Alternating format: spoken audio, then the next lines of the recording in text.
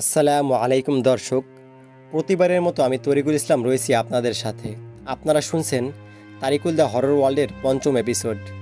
দেশে বা দেশের বাইরে যে যেখান থেকে শুনছেন সবাইকে জানাচ্ছি সুস্বাগতম।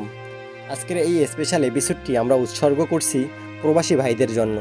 দেশের অর্থনীতিতে এই রেমিটেন্স যোদ্ধাদের রয়েছে বড় একটি ভূমিকা। পরিবারের মুখে খাবার তুলে দেওয়ার জন্য রেমিটেন্স যোদ্ধারা বছরকে বছর কাটিয়ে দিচ্ছেন বিদেশের মাটিতে।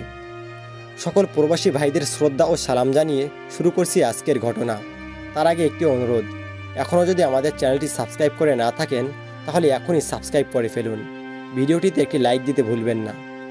রাতে একা একা হাঁটলে যদি বুঝেন আপনার পিছনে কেউ আসে, ঘাড় ঘুরাবেন না, পুরো শরীর ঘুরিয়ে দেখেন, আর পিছনে না তাকানোই উত্তম। ঘরে মসজিদে বা বিছানায় সাপ দেখলে প্রথমে মারবেন না, চলে যেতে বলবেন, কারণ জিনেরা সাপের রূপ ধারণ করতে পছন্দ করেন। না গেলে বুঝবেন ওটা সাপ, মারতে পারেন বা তাড়িয়ে দিতে পারেন। যদি রাতে কখনো দেখেন গাছের ডাল বা পাশ ঝুঁকে আছে, এর উপর বা নিচ দিয়ে যেতে চেষ্টা করবেন না, সূরা ইখলাস পাঠ করবেন। গভীর রাতে ঘরের বাইরে থেকে কেউ একবার ডাকলে সাড়া দিবেন না, 3বার ডাকলে সতর্কতার সহিত বের হবেন। যদি কখনো গাছের ডগায় বা ডালে অস্বাভাবিক কিছু দেখতে পান, দ্বিতীয়বার না তাকিয়ে মাটির দিকে তাকিয়ে চলে যান। যদি রাতে আপনার রুমে এসে দেখেন আপনি নিজেই আপনার রুমে বসে আছেন, ভয় না পেয়ে চোখ বন্ধ করে আয়াতুল কুরসি পড়ুন। তারপর চোখ খুলুন, এটা আপনার সাথে থাকা কারিন জিন। রাতে কখনো চিত হয়ে ঘুমাবেন না।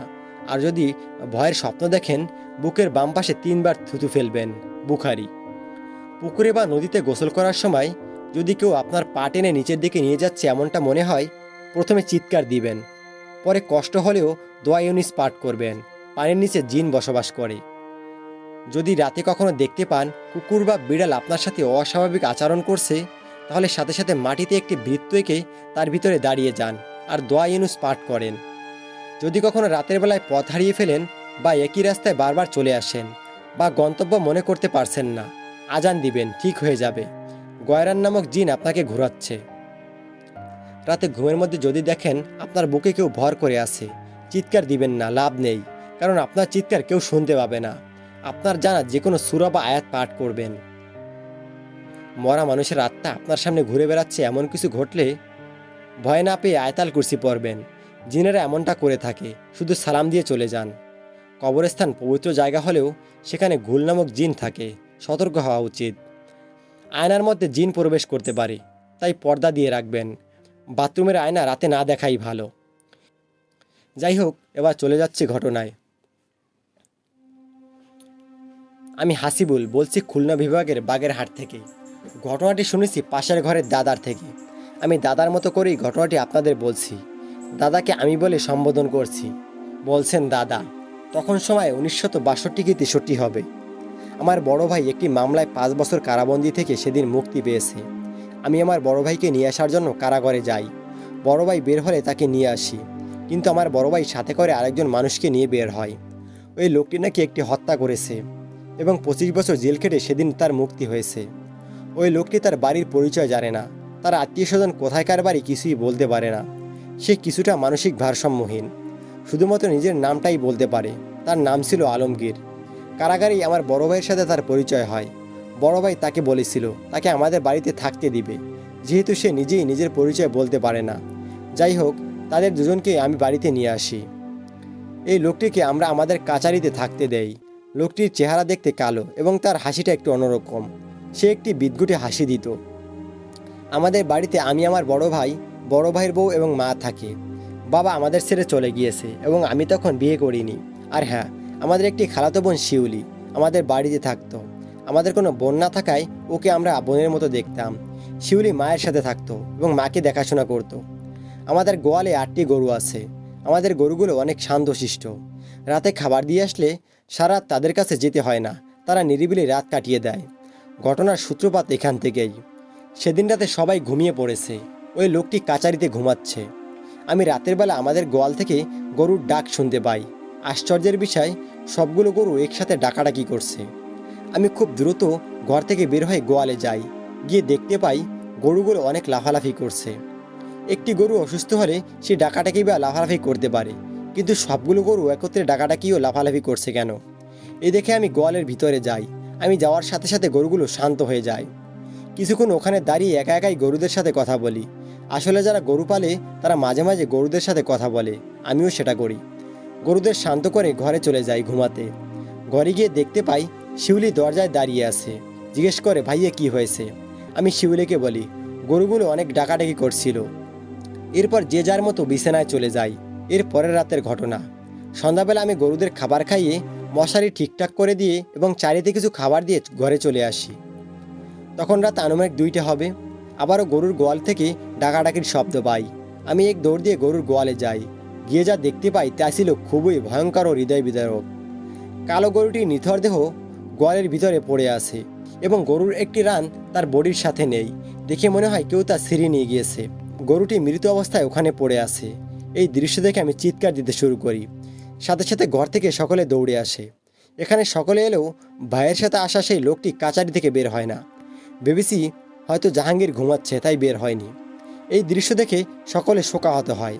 আমরা কোনো কিছুই বুঝে উঠতে পারছিলাম না গরুটির সাথে আসলে কি হয়েছে।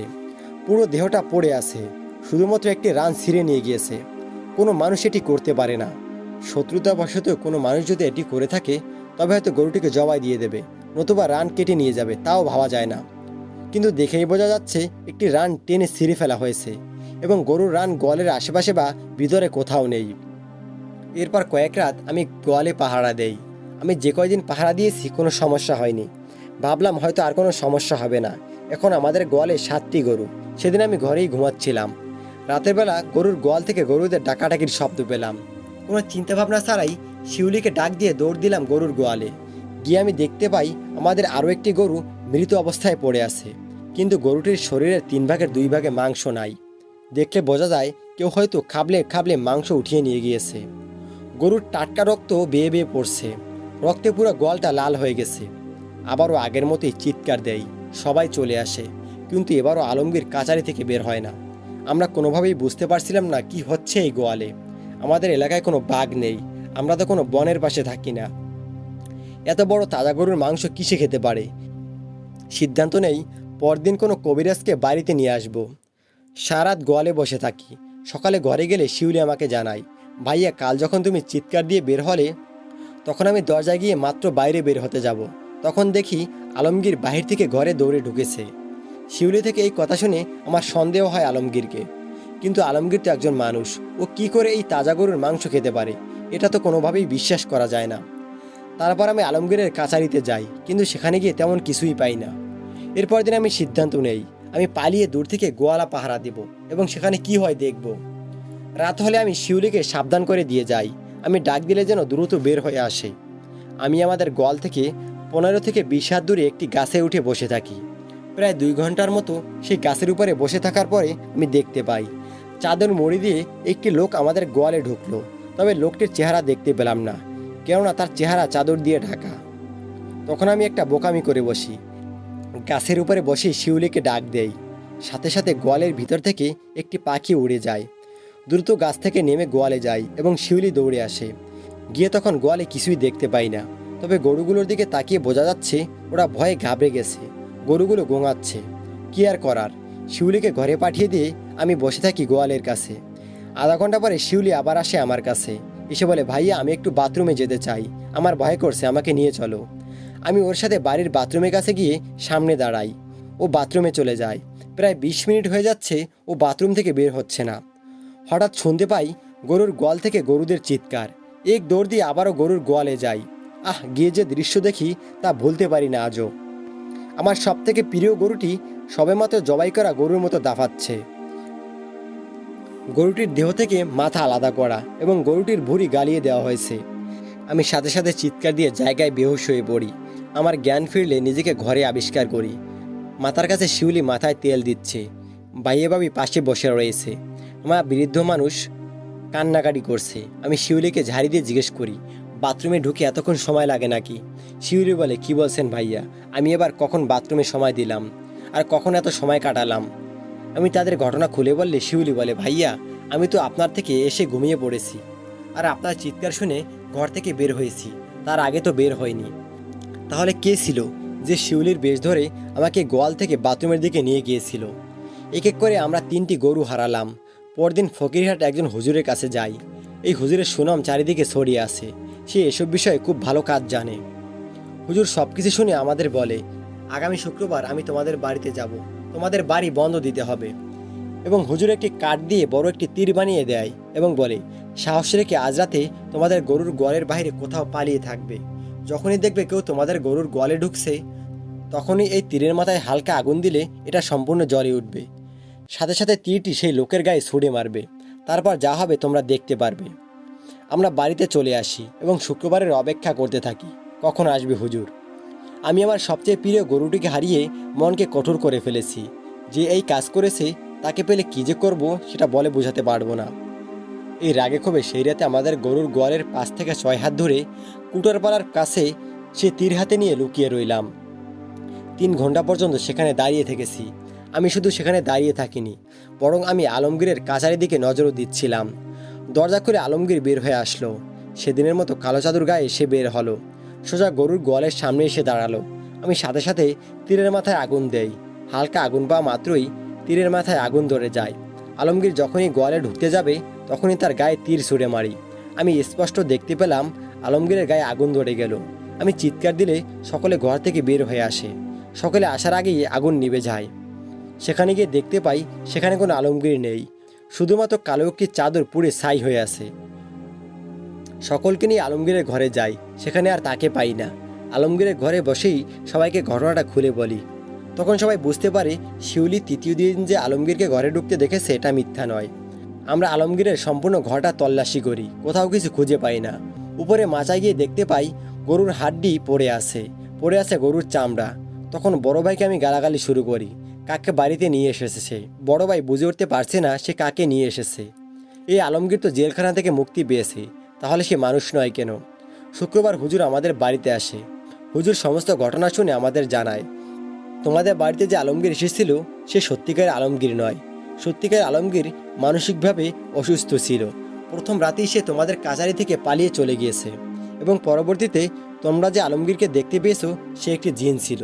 এরা খুবই খারাপ জিন, মানুষের ক্ষতি করে থাকে, মানুষের পালিত পশু খেয়ে বেড়ায়। এ জিন আলমগীরের রূপ ধারণ করে তোমাদের বাড়িতে ছিল, তবে তুমি তাকে সেদিন রাতে মেরে ফেলেছো। ওই তীর সরাসরি তার বুকে গিয়ে লাগে, ওখানেই সে মারা যায়। হুজুর এসব ঘটনা জানতে পেরেছিল তার পালিত জিনের মাধ্যমে। এবার হুজুর আমাদের সম্পূর্ণ বাড়িটি বন্ধ করে দেয়। তারপর আমাদের গোয়ালে বা বাড়িতে কোনো সমস্যা হয়নি, কিন্তু আমি প্রায় 1 মাস পর্যন্ত আমাদের গরুর গোয়ালে সারাত পাহারা দিয়েছি। শিউলি মাঝে মাঝে এসে আমাকে দেখে যেত, কিন্তু ও রাতে যতবার আমার কাছে আসতো ওকে সেদিনের শিউলি ভেবে অবিশ্বাস করতাম এবং সূরা কালাম পাঠ করে ওর গায়ে ফু দিতাম। এই ছিল দাদার সাথে ঘটে যাওয়া একটি লোমহর্ষক ঘটনা। ঘটনাটি ভালো লাগলে পরে শোনাবেন। অসংখ্য ধন্যবাদ হাসিবুল ভাইকে ভয়ঙ্কর একটি ঘটনা পাঠানোর জন্য। চলে যাচ্ছি আজকের এপিসোডের প্রধান আকর্ষণ। ঘটনাটা শুনলে বুঝতে পারবেন এই ঘটনাটি কেন এত ভয়ঙ্কর। দর্শক, তারিকুল দ্য হরর ওয়ার্ল্ড আপনাদের প্রতিনিয়ত উপহার দিবে নিত্য নতুন ভৌতিক ঘটনা। আপনি যদি এখনও আমাদের চ্যানেলটি সাবস্ক্রাইব করে না থাকেন তাহলে এখনই সাবস্ক্রাইব করে ফেলুন। আমাদের উৎসাহ দিতে ভিডিওটিতে একটি লাইক দিন এবং কমেন্ট করে জানান ঘটনাগুলো আপনাদের কেমন লাগে। আপনার জীবনে ঘটে যাওয়া ভৌতিক ঘটনা পাঠিয়ে দিন আমাদের ইমেল অ্যাড্রেসে। আমাদের ইমেল অ্যাড্রেস স্ক্রিনে দেখতে পাচ্ছেন। ডেসক্রিপশন বক্সে ইমেল অ্যাড্রেসটি দেওয়া রয়েছে। কথা না বাড়িয়ে চলে যাচ্ছি ঘটনায়। সেদিন গিয়েছিলাম হসপিটালে। খালাতো ভাই রবিউল অসুস্থ, ওকে দেখার জন্য। আমি শিহাব বলছি, ঠাকুরগাঁও থেকে। ফাইনাল এক্সাম শেষ করে গ্রামের বাড়ি ঠাকুরগাঁও যাই। গিয়ে জানতে পারি খালাতো ভাই রবিউল প্রচণ্ড রকমের অসুস্থ হয়ে ঢাকা সরোয়ার্দী হাসপাতালে ভর্তি। রবিউলের সাথে আমার সম্পর্কটা বন্ধুর মতো। বাড়িতে গেলে ও আর আমি প্রায় একসাথে থাকি। দুঃখ কষ্ট সব কিছু দুজনে ভাগাভাগি করে নেই। আমার পরীক্ষা চলছে, এজন্য বাড়ি থেকে কেউ রবিউলের অসুস্থতার কথা আমাকে জানায়নি। বাড়িতে গিয়ে রবিউলের অসুস্থতার কথা শুনে আমি সাথে সাথে ঢাকায় চলে আসি। রবিউলের কাছে গেলে ও আমাকে জড়িয়ে ধরে কান্না শুরু করে। শুধু একটা কথা বলে, শিহাব আমাকে বাঁচা, ওরা আমাকে মেরে ফেলবে। আমি তখন বুঝতে পারলাম না রবিউল কাদের কথা বলছে, কারা ওকে মেরে ফেলতে যায়। আমি রবিউলকে সান্ত্বনা দিয়ে বেডে শুয়ে দিয়ে খালামনির থেকে রবিউলের বর্তমান অবস্থা সম্পর্কে খোঁজ খবর নেই। রবিউলের বড় কোনো সমস্যা না, ওর পেটে অসম্ভব রকমের ব্যথা, আর ইদানিং ও মাতলামি করে, মানে হাবল তাবল বলে।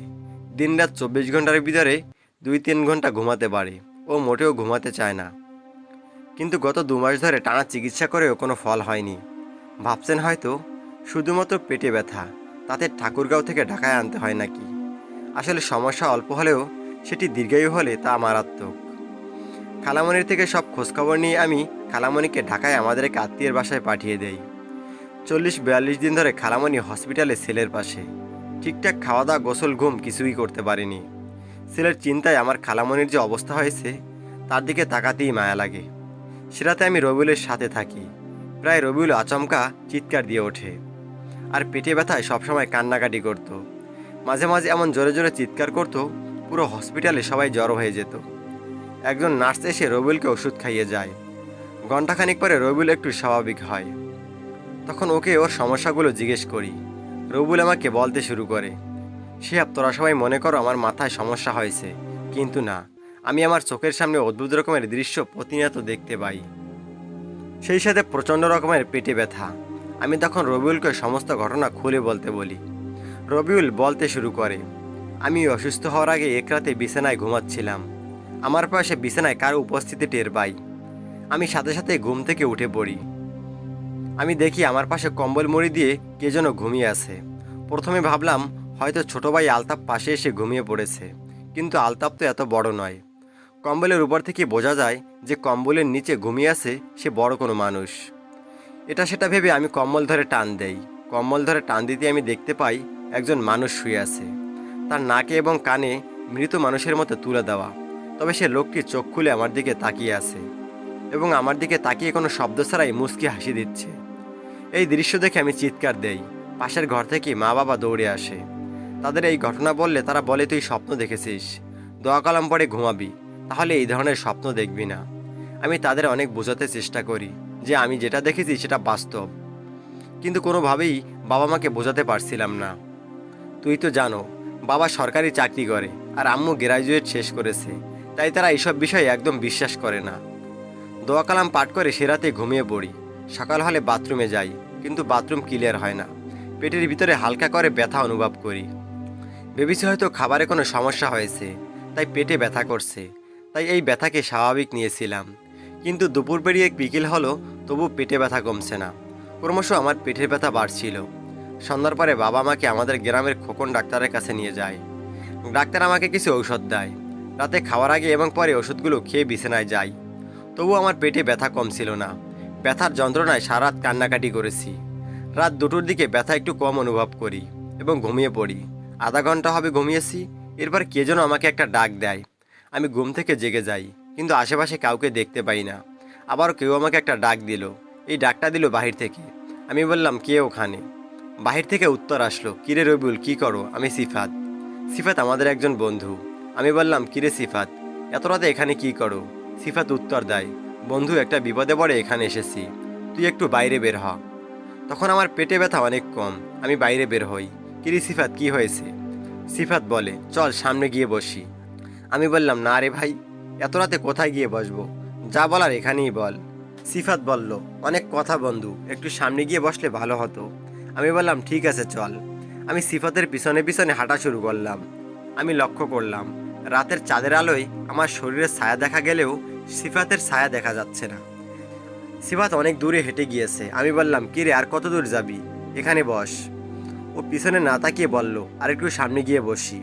একটু সামনে যেতেই একটি বড় বাঁশঝাড়। আমি সিফাতকে বললাম, আর যেতে পারবো না। এই কথা বলা মাত্র আমি দেখতে পেলাম সিফাত আস্তে আস্তে লম্বা হয়ে যাচ্ছে। আমি কোনো চিন্তাভাবনা ছাড়াই পিছনে ফিরে দিলাম দৌড়। আমি চিৎকার দিয়ে যাচ্ছি, তবে আমার মনে হয় আমার চিৎকার কেউ শুনছে না। আমি এত জোরে চিৎকার দেই, যদি কেউ শুনতো তাহলে অবশ্যই কেউ ঘর থেকে বের হতো। পিছন থেকে শুধু একটা কথা শুনতে পাই, যদি বাঁশঝাড় পর্যন্ত আসতি তাহলে তোর ভাগ্য খারাপ ছিল, আমার থেকে বেঁচে গেলি, কিন্তু অন্যদের থেকে বাঁচবে কিভাবে? আমাদের বাড়ির সীমানায় গিয়ে আমি পড়ে যাই। আমার চিৎকারে বাবা মা ঘর থেকে বের হয়। তাদের ঘটনা সম্পর্কে জানালে তারা বিশ্বাস করে না। আগেই বলেছি, তারা সুপার পাওয়ারে বিশ্বাস করে না। যত দিন যাচ্ছে আমার পেটে ব্যথা বেড়েই চলছে। থানা শহরে ডাক্তার দেখিয়েছি, কোনো ওষুধে কাজ হয় না। প্রচণ্ড ব্যথা নিয়ে চিল্লাতে চিল্লাতে কখন যে ঘুমিয়ে পড়েছি মনে নেই। স্বপ্ন দেখতে পাই অনেক বড় বড় সাপ আমাকে আস্ত গিলে ফেললো। এই ভয়ঙ্কর স্বপ্ন দেখে ঘুম থেকে লাফ দিয়ে উঠে পড়ি, কিন্তু ঘুম থেকে উঠে নিস্তার পাই না। আরে, স্বপ্নে যে সাপটিকে দেখতে পেয়েছি সে সামনে দাঁড়িয়ে আছে। আমি আস্তে আস্তে করে পিছনে যাচ্ছি আর সাপটি আমার দিকে এগিয়ে আসছে। সাথে সাথে আমি চোখ বুজে চিৎকার দিয়ে উঠি। বাবা মা দৌড় দিয়ে আসে। চোখ মেলে সামনে বাবা মাকে দেখতে পাই। তাদেরকে ঘটনা খুলে বলি, কিন্তু বাবা বিশ্বাস করে না।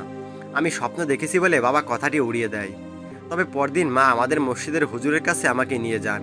হুজুর আমাকে পানি পড়া খাইয়ে দেয়। আমাদের থানাসহ জেলা শহর প্রত্যেকটা হসপিটালে এই পেটে ব্যথার জন্য ডাক্তার দেখিয়েছি, কিন্তু কোনো উন্নতি হলো না, বরং অবনতি হচ্ছিল। ঘুমালে স্বপ্ন দেখি কালো কালো পাখি এসে আমার মাথায় ঠোকাচ্ছে। আবার কখনো কখনো দেখি আমি মরে গিয়েছি। ঢাকায় হসপিটালে আসার 2 দিন আগের কথা। আমি রাতের বেলা ঘুমাচ্ছিলাম। খুব গরম অনুভব করি এবং সাথে সাথে আমার ঘুম ভেঙে যায়। ঘুম থেকে উঠে আমি নিজেকে নতুন একটা জায়গায় আবিষ্কার করি। মনে হচ্ছে এ কোনো দ্বীপ, চারিপাশে পানি এবং আমার সামনে বড় একটি পুরাতন বিল্ডিং।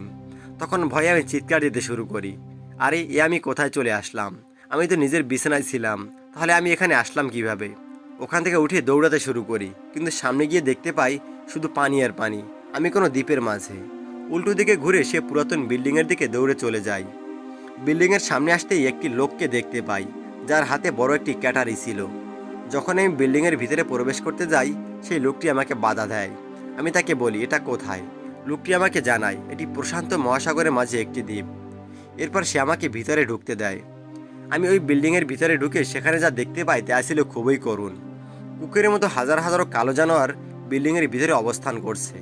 আমি সে পুরাতন বিল্ডিংয়ের ভিতরে প্রবেশ করার সাথে সাথে সে জানোয়ারগুলো আমার উপরে ঝাঁপিয়ে পড়ে। এরপর আমার আর কিছুই মনে নেই। আমার জ্ঞান ফিরলে আমি নিজেকে আমার বিছানায় আবিষ্কার করি।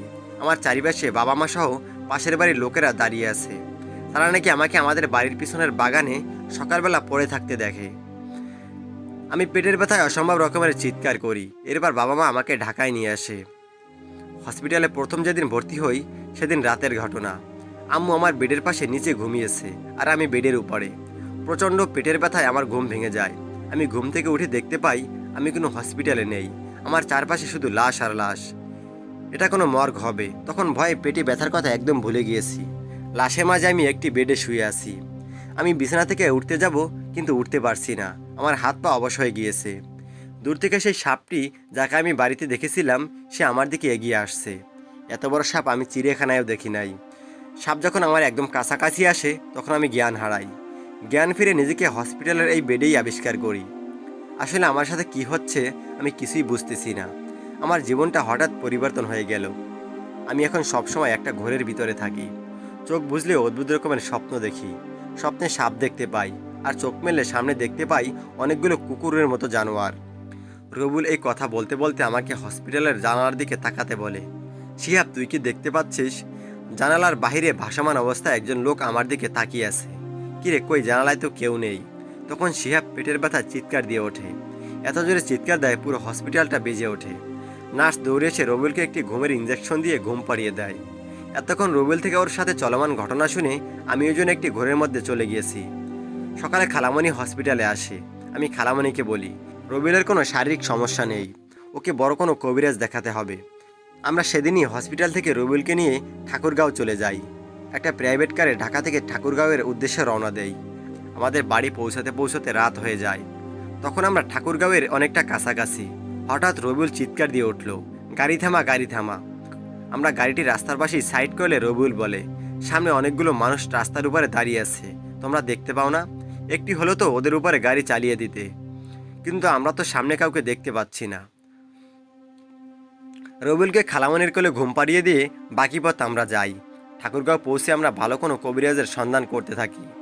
আমরা বিরামপুর একজন ভালো কবিরাজের সন্ধান পাই। রবিউলকে নিয়ে আমরা বিরামপুর যাই। রবিউলকে দেখে বিরামপুরের এই কবিরাজ সাথে সাথে আমাদের তার বাড়ি থেকে বের হয়ে যেতে বলে। শুধু এতটুকু বলে, তোরা দেরি করে ফেলেছিস, একে কালো জাদু করা হয়েছে, ওদের সাথে পেরে ওঠা আমার পক্ষে সম্ভব নয়, চলে যা আমার বাড়ি থেকে, এখনই চলে যা, তোরা আমার বাড়ি থাকলে বিপদ ধেয়ে আসবে। কবিরাজের কথা শুনে আমি এবং খালামণি ঘাবড়ে যাই। এরপর আমরা একের পর এক কবিরাজ দেখাতে শুরু করি। কেউ টাকা নিয়ে ঝাড়ফুঁক দেয়, কেউ বলে আমি এর সমাধান করতে পারবো না। রবিউল তো রীতিমতো পেটে ব্যথা চিৎকার চেঁচামেচি করে আর হাবল তাবল বলে। কখনো তাকে একটি সাপ কামড় দিতে আসে, কখনো কুকুর কামড় দিতে আসে, কখনো কেউ তার পাশে শুয়ে থাকে। এভাবেই হা হুতাশে চলছিল আমাদের সময়। আমরা বান্দরবনে একজন তান্ত্রিকের সন্ধান পাই। রবিউলকে নিয়ে সেখানে যাই। সন্ধ্যার সময় আমরা বান্দরবান তান্ত্রিকের বাড়িতে গিয়ে পৌঁছাই। বাড়িতে ঢুকতেই কেমন যেন একটা অন্যরকম অনুভূতি কাজ করে। মানে এই তান্ত্রিকের বাড়িটা যেন একটা নির্জন মরুভূমি, কোনো শব্দ নেই, হালকা বাতাসে শরীরটা ঠান্ডা হয়ে আসছে। এই তান্ত্রিকের বাড়িতে ঢুকতেই বেশ ভালো লাগে আমাদের। দরজা গিয়ে তার নাম ধরে ডাক দেয়। খুব জীর্ণশীর্ণ খাটো মতো করে একটি লোক বেরিয়ে আসে। আমরা তাকে জিজ্ঞেস করি, এটি কি অমুকের বাড়ি? লোকটি বলে, আমি সেই লোক যাকে আপনারা খুঁজছেন। এনাকে দেখে কোনো ধরনের তান্ত্রিক মনে হয় না, সাধারণ একজন বামন আর কি। তাও তাকে সংক্ষেপে রবিউলের সমস্যাগুলো খুলে বলি। যাকে দেখে তান্ত্রিক মনে হয় না সে আবার কি সমাধান করবে, এজন্য তাকে সবিস্তারে সমস্ত ঘটনা খুলে বলি না।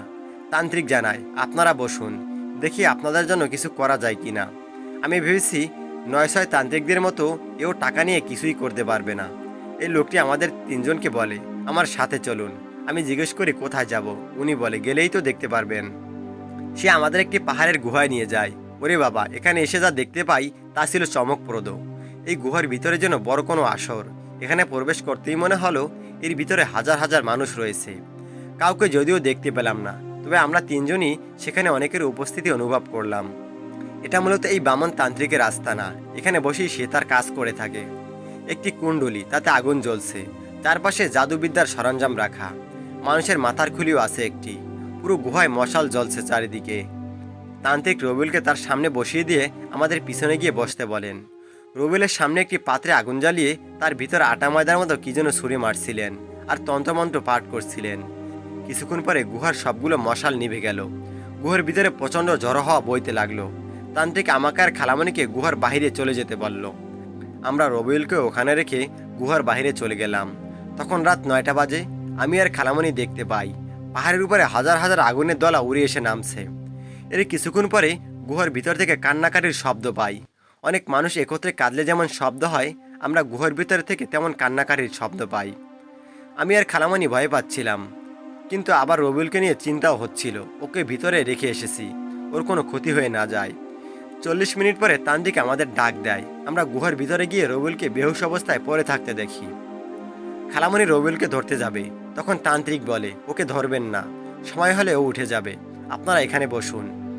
আমি এবং খালামণি তান্ত্রিকের সামনে বসে তাকে জিজ্ঞেস করি, কি বুঝলেন, রবিউলের কি হয়েছে? তান্ত্রিক বলতে শুরু করে, আমি আমার পালিত 500 জিনকে পাঠিয়েছিলাম ওদের ধরে আনার জন্য, যারা এই ছেলেকে যন্ত্রণা দিচ্ছে। কিন্তু ওরা সংখ্যায় এত বেশি যে আমার জিনেরা ওদের সাথে পেরে ওঠে না। তবে আমার পালিত জিনেরা ওদের মধ্য থেকে 6টি জিনকে ধরে এনেছে। আমার পালিত জিনের মধ্য থেকে 2জনকে ওরা হত্যা করে ফেলেছে। এই 6টিকে আমি প্রচণ্ডভাবে মারি। ওরা সব বলতে স্বীকার হয়, তোমার ভাইকে খুব জঘন্যভাবে ব্ল্যাক ম্যাজিক করা হয়েছে। আমি জিজ্ঞেস করি, কি এই ব্ল্যাক ম্যাজিক করেছে? তান্ত্রিক জানায়, রবিউলের চাচি এই ব্ল্যাক ম্যাজিক করেছে। তার কোনো ছেলে সন্তান না থাকায় সে হিংসাবশত রবিউলের উপরে কালো জাদু করেছে। সে রবিউলের ছোট ভাইয়ের উপরেও কালো জাদু করত, তবে আগে রবিউলকে সে শেষ করতে চেয়েছে। রবিউলের চাচির বাবার বাড়ি ভারতের আসামে। সে সেখান থেকেই বড় এক তান্ত্রিকের মাধ্যমে রবিউলের উপরে এই ব্ল্যাক ম্যাজিক করেছে। এই তান্ত্রিক একটি মাটির হাড়ির ভিতরে রবিউলের ব্যবহৃত জিনিসপত্র ও একটি পুতুল বানিয়ে হাড়িটি কাপড় দিয়ে বেঁধে রবিউলের চাচিকে দিয়েছে এবং একটি রূপার তৈরি তাবিজ দিয়ে গিয়েছিল। তাবিজটি অনেক ছোট থাকায় রবিউল খাবারের মধ্যে তাবিজটি খেয়ে ফেলেছে। রবিউলের চাচি খাবারের মধ্যে রবিউলকে তাবিজটি দেয় এবং এই হাড়ির ভিতরে কয়েক হাজার জিন বন্দি করে দিয়েছে। যে জিনদের ওই মাটির হাড়ির ভিতরে বন্দি করে দিয়েছে তার পরিবারদের বাধ্য করেছে রবিউলকে ভয় দেখানোর জন্য, রবিউলকে ক্ষতি করার জন্য। রবিউলকে শেষ করে দিলে ওই জিনদের মুক্তি করে দিবে বলে তার পরিবারদের আশ্বস্ত করেছে। এখন সে জিনদের পরিবারেরা রবিউলের পিছনে লেগে পড়েছে। বন্দি জিনের পরিবারেরা চায় তাদের আপনজন মুক্তি পাক। এখন এই সকল সমস্যার সমাধান একটি, পুকুর থেকে সেই হাড়ি উঠিয়ে তা নষ্ট করতে হবে এবং এটা তোমাদের মধ্য থেকে কারো করতে হবে। আমি তখন বলি, রবিউল আমার ভাই এবং বন্ধু, ওর জন্য আমি সব কিছু করতে পারবো, আপনি শুধু আমাকে বলেন কিভাবে কি করতে হবে। এরপর তান্ত্রিক আমাকে নিয়ম শিখিয়ে দেয়। কিছুক্ষণ পরে রবিউলের জ্ঞান ফিরলে তান্ত্রিক ওকে একটি পানি খাওয়ায়। পানিটি ছিল জমজম কূপের পানি এবং আরও কয়েকটি গাছের রসের সমন্বয়ে একটি জুসের মতো তা রবিউলকে খাওয়ানো হয়। রবিউল জানায়, আমার অনেক বাথরুম এসেছে। আমরা গুহার বাইরে তাকে একটা জায়গায় বসিয়ে দিয়ে দূরে চলে আসছি। এরপর ওর বাথরুমের ময়লার ভিতর থেকে সেই তাবিজটি উদ্ধার করা হয়। তান্ত্রিক রবিউলকে এবং রবিউলের ছোট ভাইয়ের জন্য 2টি তাবিজ দেয় এবং বলে দেয় সেগুলো যেন তার সাথে রাখা হয়। আর আমাকে শিখিয়ে দেয় কিভাবে ওই হাড়িটি আমি নষ্ট করতে পারবো এবং জিনগুলোকেও মুক্তি দিতে পারবো। আমরা তান্ত্রিককে তার হাদিয়া দেওয়ার জন্য জিজ্ঞেস করি, আপনাকে কত টাকা দিতে হবে? অবাক করে তান্ত্রিক উত্তর দেয়, আমি কোনো টাকা নেই না, মানুষ সেবা করাই আমার একমাত্র লক্ষ্য। তোমাদের একান্ত যদি কিছু দিতে মন চায় তাহলে আল্লাহর পথে দান করে দিও, গরিব দুঃখী এতিমদের খাইয়ে দিও। অনেক চেষ্টা করেও তান্ত্রিককে কিছু দিতে পারিনি। তান্ত্রিক শুধু বলে দিয়েছিল, যদি কোনো সমস্যা হয় তাহলে ভয় পেও না, আমি 2টি জিনকে তোমাদের সাথে পাঠিয়ে দিয়েছি, ওরা তোমাদের সাহায্য করবে। বান্দরবন থেকে ঠাকুরগাঁও আসতে সব মিলিয়ে প্রায় 2 দিন সময় লেগে যায় আমাদের। তান্ত্রিকের নিয়ম অনুযায়ী সেদিন রাতে আমি সম্পূর্ণ সাদা পোশাকে রবিউলের বাড়ির পিছনের পুকুরে যাই। তান্ত্রিক আমাকে বালি পড়া দিয়েছিল, সেগুলো পুকুরের চারপাশে ছিটিয়ে দেই এবং পুকুর ঘাটলায় নামার জন্য মাত্র প্রস্তুতি নিয়েছি। ঠিক তখনই পিছন থেকে 4 জন সাদা কাপড় পরিহিত মানুষ আমাকে ধরে বসে। আসলে রবিউলের চাচি টের পেয়ে গিয়েছিল আমরা কিছু একটা করছি, তাই সে তার তান্ত্রিকের কাছে খবর পাঠায় এ বিষয়ে, এবং সে তান্ত্রিক এই 4 জন জিনকে আমাকে বাধা দিতে পাঠায়। কিন্তু যখনই 4 জন আমাকে ধরে বসে তখনই আমার ডান দিক থেকে 2 জন জিন দৌড়ে আসে। এরা সেই 2 জন জিন যাদের আমাদের তান্ত্রিক আমাদের সাথে পাঠিয়েছিল। আমাদের 2 জন এবং বিপক্ষের 4 জন জিন মিলে মারামারি শুরু করে। এই ফাঁকে আমি এক দৌড় দিয়ে পুকুরে নেমে যাই। তান্ত্রিক নিয়ম অনুযায়ী আমাকে একটি তাবিজ দিয়েছিল, সেটি পুকুরে ফেলে দেয় এবং সূরা জিনের প্রথম থেকে পড়তে শুরু করি। আমি দেখতে পাই পুকুরের মাঝখান থেকে একটি মাটির হাঁড়ি ভেসে উঠেছে, যার মুখ সাদা কাপড় দিয়ে বাঁধা। হাঁড়িটি ভেসে আমার দিকে চলে আসে। দ্রুত হাঁড়িটি হাতে নিয়ে উপরে উঠে পড়ি। এদিকে 4 জন ও 2 জন জিন মারামারি করেই চলছে। আমি হাঁড়ির মুখ থেকে কাপড়টি খুলে তার ভিতরে তান্ত্রিকের দেওয়া একটি কাগজ রেখে দেই। আমি স্পষ্ট দেখতে পেলাম হাঁড়ির ভিতর থেকে অনেকগুলো ধোঁয়া বের হয়ে গেল। এরপর একটা জায়গায় আগুন ধরিয়ে হাঁড়ির ভিতরের সরঞ্জামগুলো পুড়িয়ে ফেলি। পোড়ানো শেষ হওয়ার সাথে সাথেই 2 পক্ষেরই 6টি জিন উধাও হয়ে যায়। এই 6টি জিন প্রত্যেকেই মানুষের রূপ ধারণ করে এসেছিল। আমি একটা বড় নিঃশ্বাস ফেলে আল্লাহর শুকরিয়া আদায় করি। রবিউলের পেটে ব্যথা বান্দরবান থাকতেই ভালো হয়ে গিয়েছিল। এরপর থেকে রবিউল আর কোনো ধরনের অদ্ভুত স্বপ্ন দেখতো না, এমনকি সে চোখের সামনে আগে যেগুলো দেখতে পেত তার কিছুই দেখতে পেত না। ধীরে ধীরে রবিউল সম্পূর্ণ সুস্থ হয়ে যায়। আমাদের তান্ত্রিক এমন একটা ব্যবস্থা করে দিয়েছিল, রবিউলের চাচি যদি আবারও ওদের উপরে খারাপ কিছু করতে যেত তাহলে সে জাদুবিদ্যা উল্টোকরণ হয়ে তার উপরেই লাগতো। এই ছিল আমার খালাতো ভাই রবিউলের জীবনে ঘটে যাওয়া একটি লোমহর্ষক ঘটনা। ভালো লাগলে পড়ে শোনাবেন। সবার কাছে বিনীত অনুরোধ, জাদুবিদ্যা বা ব্ল্যাক ম্যাজিকের সাহায্য নেবেন না। সকলে ভালো থাকুন, আল্লাহ হাফেজ। চলে যাচ্ছি আরেকটি ঘটনায়। আমি আপনাদের আমার জীবনে ঘটে যাওয়া একটি ঘটনা শোনাবো, যা আমার কাছে অতি ভয়ঙ্কর, কারণ যার সাথে ঘটে সেই উপলব্ধি করতে পারে। আমি সাইফুল, আমি থাকি পুরান ঢাকার লালবাগে। এখানে লালবাগ কেল্লা থাকার সুবাদে হয়তো অধিকাংশ মানুষই ঢাকা লালবাগ চিনেন। যেহেতু আমি ভাড়া বাড়িতে থাকি তাই নির্দিষ্ট এলাকার ও বাড়ির নাম উল্লেখ করলাম না। ঘটনাটি করোনাকালীন সময়ের। এখানে আমি একটি কারখানায় কর্মরত ছিলাম। এটি ছিল পোশাকের কারখানা। যখন করোনার প্রথম ধাপ সবদিকে ছড়িয়ে পড়ল তখন সারা দেশে লকডাউন। তখন মানুষের ভিতর একটা অন্যরকম ভয় কাজ করত। সেটা হয়তো আপনারা সকলেই অনুভব করেছেন। যখন প্রথমে লকডাউন দিল তখন আমাদের কারখানার সকলে গ্রামের বাড়িতে চলে গেল এবং আমি বাসা ছেড়ে দিলাম এবং কারখানায় থাকতে চাইলাম। আমি চাইলেই গ্রামের বাড়িতে চলে যেতে পারতাম, কিন্তু যাইনি, কারণ আমাদের গ্রামে ঢাকা থেকে তখন কেউ গেলে সেই ঘরের মানুষকে রাস্তায় বের হতে দেওয়া হয় না। তাছাড়া আমি এই কারখানার ম্যানেজার। সব মিলিয়ে আমি ঢাকা থেকে গেলাম। আমাদের যে বাড়িটা, অর্থাৎ যে বাড়িটাতে আমাদের কারখানা, সেটি 4 তলা বিশিষ্ট এবং অনেক পুরাতন একটি বিল্ডিং। এই বাড়িটার 3 পাশে বিল্ডিং থাকলেও পিছনের পাশে রয়েছে অনেকগুলো জায়গা নিয়ে টিনের ঘর, যা বিগত কয়েক বছর ধরে বন্ধ রয়েছে। এই টিনের বাড়িতে কয়েকটা বড় বড় গাছ আছে এবং সেই গাছগুলোতে অনেক লতা পাতা হয়েছে। এক কথায় বাড়িটা দেখলে মনে হবে কোনো ভুতুড়ে বাড়ি। আমাদের কারখানাটা এই 4 তলা বিশিষ্ট বাড়ির নিচতলায়, আর আমরা নিচতলায় থাকি এবং বাড়ির ম্যানেজার উপরে 4 তলায় থাকতো। এছাড়া পুরো বাড়ির লোক সকলে লকডাউনের কারণে গ্রামে চলে গেছে। তখন রাত 9টা বাজে। আমার এক বান্ধবীর সাথে ফোনে কথা বলতে বলতে আমি ছাদে চলে যাই। অনেকক্ষণ ধরে কথা বলছিলাম এবং আকাশের দিকে তাকিয়েছিলাম। হঠাৎ মনে হলো কে যেন হালকা করে আমার পিঠে হাত দিয়েছে। হাতটা মনে হচ্ছে অনেক উষ্ণ। আমি পিছনে তাকাতেই কিছু দেখতে পেলাম না। মনের ভুল ভেবে আবার কথা বলতে শুরু করলাম। কিছুক্ষণ পর আবারও সেই আগের অনুভূতি। কি অদ্ভুত ব্যাপার। আবার আমি পিছনে তাকালাম, কিন্তু এবারও কিছু দেখতে পেলাম না। এবার আমি সেই পুরাতন ভুতুরে বাড়িটার দিকে তাকালাম। এবার আমি এই বাড়িটার দিকে তাকিয়ে ফোনে কথা বলছি। হঠাৎ বাড়ির ভিতরে দেখতে পেলাম একটি গরু হাঁটাহাঁটি করছে। আমি তো অবাক হয়ে গেলাম। আরে, ঢাকার শহরে, তাও আবার এই পুরাতন বাড়িতে গরু আসবে কোথা থেকে? তাছাড়া এই টিনের ঘরগুলো অনেক আগেই বন্ধ করে দেওয়া হয়েছে এবং বাড়ির চারপাশে দেওয়াল দেওয়া, তাহলে গরু আসবে কিভাবে?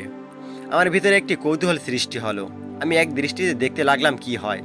হঠাৎ দেখি আমার চোখের সামনেই গরুটি একটি কালো কুকুর হয়ে গেল। আসলে আমি ভূত পেতে বিশ্বাস করতাম না, এবং অন্যদের থেকে শুনে আমার খুব ইচ্ছা হয়েছিল যে আমি ভূত পেত দেখব। আমি দৃশ্যটা দেখছিলাম, এবার হঠাৎ দেখতে পেলাম সে কুকুরটি আমার চোখের পলকে একটি কালো কাকে পরিণত হলো। আরে এ আমি কি দেখছি! তখন আমার ভিতরে ভয় কাজ করতে শুরু করেছে। আমি এক দৌড় দিয়ে চলে গেলাম নিচে কারখানায় এবং কাঁথা মুড়ি দিয়ে ঘুমিয়ে পড়লাম। আরেক দিনের ঘটনা। রাত তখন 3টে বাজে। কারো চিৎকারে আমার ঘুম ভেঙেছে। আমি কান পেতে চিৎকার শোনার চেষ্টা করছি। শুনতে পাই উপরে ম্যানেজার রুম থেকে চিৎকার ভেসে আসছে। ম্যানেজার 4র্থ তলায় থাকতো। আমি কারখানার গেট খুলে দৌড় দিয়ে 4 তলায় যাই এবং বারবার দরজায় নক করি। কাঁদতে কাঁদতে ম্যানেজার দরজা খুলে। আমি তাকে জিজ্ঞেস করলাম, আরে ভাই কি হয়েছে? তখন ম্যানেজার যে বিবরণ দিল তা শুনে আমি রীতিমতো অবাক হয়ে গেলাম এবং কিছুক্ষণ নিস্তব্ধও হয়ে গেলাম। ম্যানেজার বলতে শুরু করলো, আমি রাতের খাবার খেয়ে মোবাইলে সিআইডি দেখছিলাম। একটি সিগারেট মাত্র শেষ করেছি। হঠাৎ আমার দরজায় কে যেন নক করলো। আমি দরজা খুলে দেখি কেউ নেই। আমি পাত্তা না দিয়ে আবার সিআইডি দেখায় মত্ত হয়ে গেলাম। কিছুক্ষণ পর আবার কে যেন নক করেছে। আমি এবার বিরক্তির সাথে দরজা খুললাম। দরজা খুলে দেখি এক বৃদ্ধ লোক আমার কাছে পানি চাচ্ছে। এত রাতে এই বৃদ্ধ কিভাবে উপরে আসলো কিছুই মাথায় ঢুকলো না। বাসার মেইন গেট তো বন্ধ করা। ভেবেছি নিচে আপনার কাছে চাবি আছে, তাই হয়তো ওনাকে আসতে দিয়েছেন ভিক্ষুক বলে। আমি এই বৃদ্ধ লোকটাকে ঘরের ভিতরে আসতে বলি। ওনাকে দেখে মনে হয়েছে উনি অনেক দুর্বল অসুস্থ, তাই মনে করলাম ওনাকে ভিতরে এনে কিছু খাবার ও পানি দেই। শুধু পানি দেওয়াটা কেমন দেখায়। লোকটা ঘরের ভিতরে আসলো। ওনাকে চেয়ারে বসতে দিয়ে আমি খাবার ও পানি আনতে গেলাম। অনেকগুলো বিস্কুট ও 1 জগ পানি ওনাকে দিলাম। 1 মিনিটের ভিতরে লোকটা সব বিস্কুট খেয়ে ফেললো এবং সব পানিও খেয়ে ফেললো। আমি ভাবলাম হয়তো ওনার অনেক ক্ষুধা পেয়েছে, তাই ওনার জন্য আরও কিছু বিস্কুট আনতে গেলাম। কিন্তু এসে দেখি লোকটা যেখানে বসে খাবার খাচ্ছিল সেখানে একটি আস্ত গরু দাঁড়িয়ে আছে। এই দেখে আমি চিৎকার করতে শুরু করেছি। কিছুক্ষণের ভিতরে আমার চোখের পলকে গরুটি বিড়ালে পরিণত হলো। অবশেষে কাকে পরিণত হয়ে জানালা দিয়ে বের হয়ে গেল। কি থেকে কি হয়ে গেল আমি কিছুই বুঝে উঠতে পারছি না ভাই। তখন আমি আর তাকে আমার সাথে ছাদে ঘটে যাওয়া ঘটনা খুলে বলিনি, কারণ সে এমনিতেই ভয় পেয়ে আছে। তারপর তাকে আমি কারখানায় নিয়ে আসি এবং যতদিন ছিলাম ম্যানেজার আমার সাথেই ঘুমাতো। এছাড়া এই বাড়ি নিয়ে আরও অনেক ঘটনা রয়েছে। যদি এই ঘটনা সিলেক্ট হয় তাহলে আরও কিছু ঘটনা পাঠাবো। সবাই ভালো থাকবেন। আল্লাহ হাফেজ। আমি পুরান ঢাকার ঘটনা মনে মনে খুঁজছিলাম। অবশেষে সাইফুল ভাই পুরান ঢাকার এত সুন্দর একটি ঘটনা আমাদের উপহার দিল।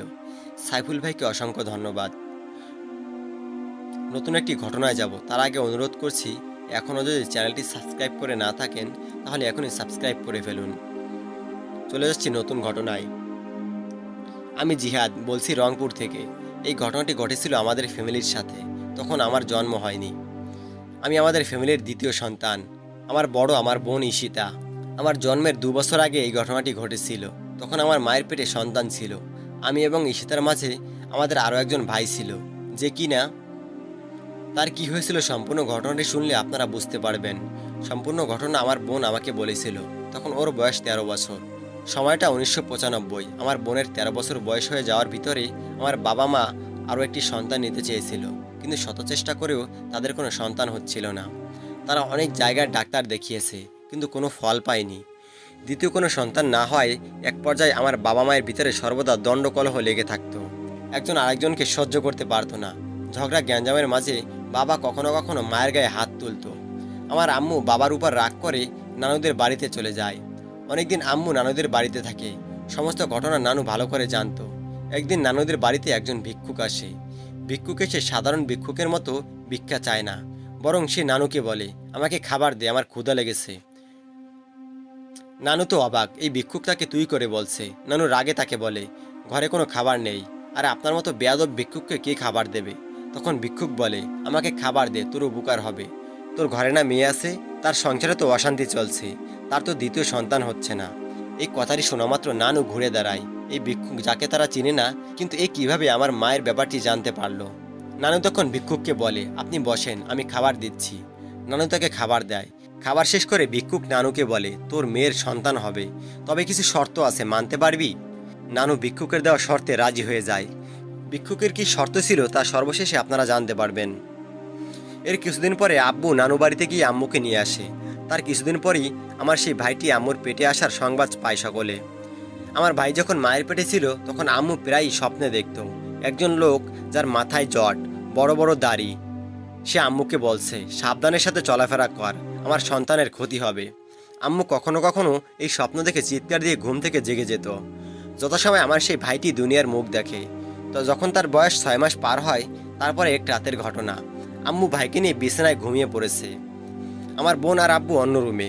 তখন রাত 2:30 মতো। বাবুর নড়াচড়ায় আম্মুর ঘুম ভেঙে যায়।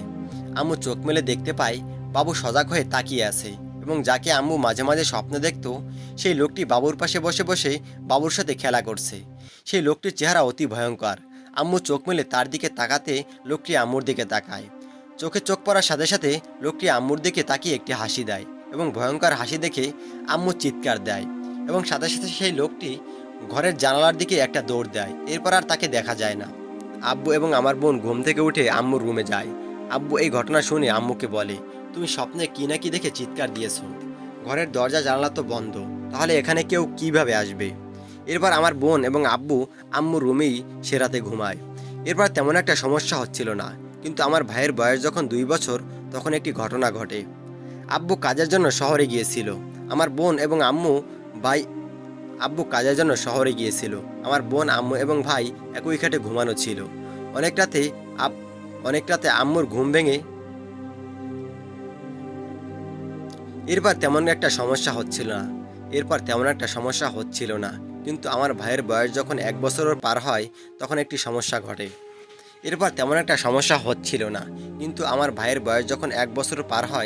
তখনই একটি ঘটনা ঘটে। আব্বু কাজের জন্য শহরে গিয়েছিল।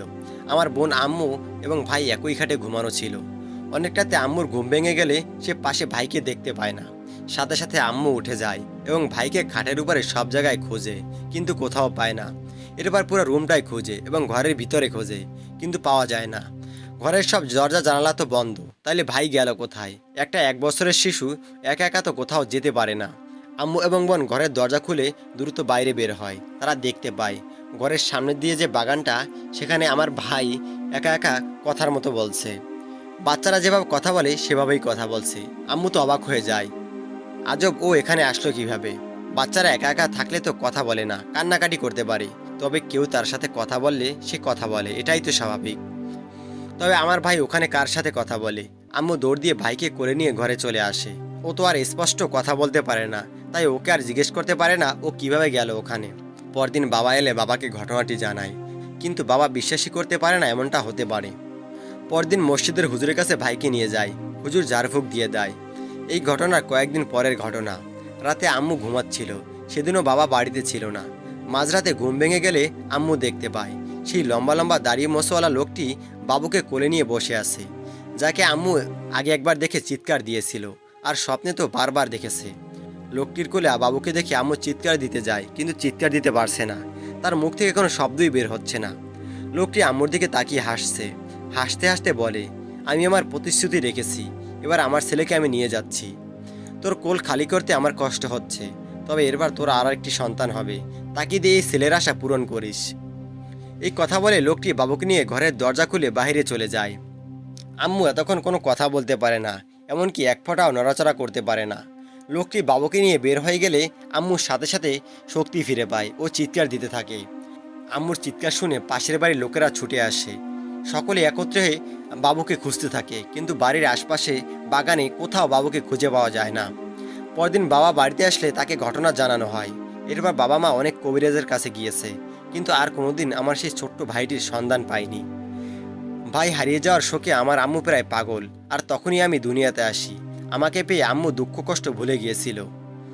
সেই ভিক্ষুক নানুকে যে শর্ত দিয়েছিল, খাবার শেষ করে ভিক্ষুক নানুকে বলে, তোর মেয়ের সন্তান হবে, তবে তা আমাকে দিয়ে দিতে হবে, পারবি? তখন নানু দিয়ে দেওয়ার ব্যাপারটা একদম চিন্তা করে না। সে তার মেয়ের সংসার নিয়ে চিন্তা করে। সে বলে, কিভাবে সন্তান হবে? ভিক্ষুক তার পোটলা থেকে একটি লেবু বের করে নানুর হাতে দেয় এবং বলে, এই লেবুটি কেটে তোর মেয়েকে শরবত বানিয়ে খাইয়ে দিবি, আর সন্তান বড় হলে সময় মতো আমি এসে নিয়ে যাব। তারপর ভিক্ষুক চলে যায়। নানু মনে করে এ কোনো পাগল টাগল হবে, তারপরে যদি আমার মেয়ের সন্তান হয় তাহলে ওর সংসারটা বাঁচবে। এই ভক্তিতে নানু লেবুটি কেটে আম্মুকে খাইয়ে দেয়। এই ছিল ভিক্ষুকের শর্ত। এই ছিল আমাদের পরিবারের সাথে ঘটে যাওয়া একটি সত্য ঘটনা। সকলে ভালো থাকবেন। আসসালামু আলাইকুম।